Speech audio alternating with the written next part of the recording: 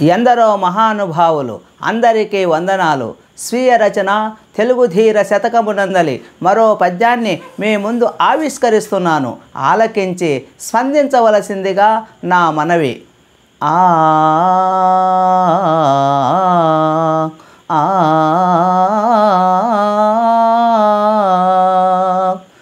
తెలుగు భాష గొప్ప తెలిసి నడుచుకోరా, తెలుగు భాష గొప్ప తెలిసి నడుచుకోరా, అన్య భాష మోజు అణుచుకోరా. అమ్మ భాష మనకు అపురూప సంపద, తెలుసుకోరా మేటి తెలుగు ధీరా.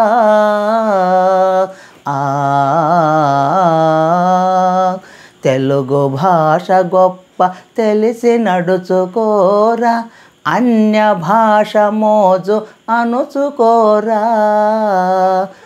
అమ్మ భాష మనకు అపురూప సంపద, తెలుసుకోరా మేటి తెలుగు ధీరా. మేటైన తెలుగు ధీరుడా, గొప్ప తెలుగు మానవుడా, మన మాతృభాష తెలుగు. తెలుగు భాష అమ్మ నేర్పిన, అమ్మ ఉగ్గుపాలతో నేర్పిన భాష మాతృభాష. మన మాతృభాష గొప్పది. తెలుగు భాష గొప్పతనం తెలిసి నడుచుకునుట తెలుగువాడిగా, తెలుగు బిడ్డగా ఔచిత్యభరితమైన విషయమని తెలుసుకో, నడుచుకో. అంతేకాదు సుమా, అన్య భాష మోజు అణుచుకొని మాతృభాష మమకారము పెంచుకొని అమ్మ భాషే మనకు అపురూప సంపదని తెలుసుకొని నడుచుకున్నవాడే నిజమైన తెలుగు బిడ్డ.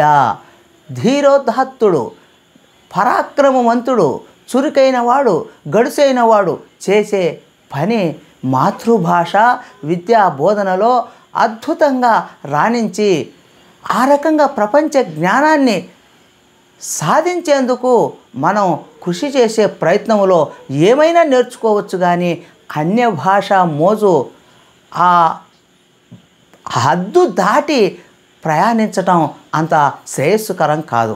అన్య భాష మోజులో కొట్టుకుపోవడం అంత క్షేమం కాదు.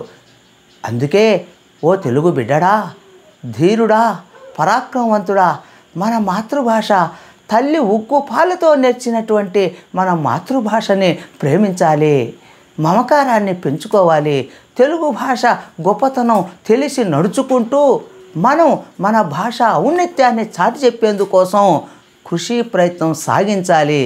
ఆ క్రమంలో, ఆ ప్రయాణంలో అన్య భాష మోజు కొంత హద్దుల్లో ఉంటూనే మనం మన భాష, మన వ్యవహారిక శైలి, మనం నిత్యము వ్యవహరించే తల్లి భాషలో మనం అనేక రకాలైనటువంటి కావ్య పఠనం, పుస్తక పఠనం, కథలు, అనేక కవితలు, నాటికలు, నాటకాలు ఇవన్నీ మాతృభాషలోనే మనం చదువుకుంటూ మన భాష అభివృద్ధిలో మనం భాగస్వాములం అవుదాం.